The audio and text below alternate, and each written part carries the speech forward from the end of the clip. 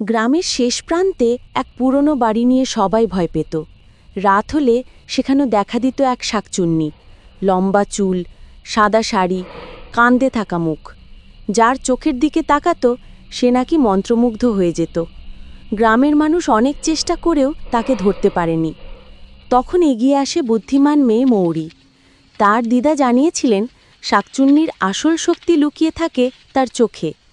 যদি তাকে তার নিজের প্রতিচ্ছবি দেখানো যায় তবে সে নিজেই শক্তি হারিয়ে ফাঁদে আটকা পড়ে যাবে। মৌরি বড় একটি আয়না নিয়ে রাতের অপেক্ষা করল। রাত গভীর হলে শাকচুন্নি হাজির। শীতল হাওয়া আর ভয়াবহ হাহাকার ছড়িয়ে পড়ল। ঠিক তখনই মৌরি আয়নাটি তার সামনে ধরল। শাকচুন্নি নিজের বিকৃত মুখ দেখে চিৎকার করে কাঁপতে কাঁপতে আয়নার ভেতরে আটকা পড়ে গেল।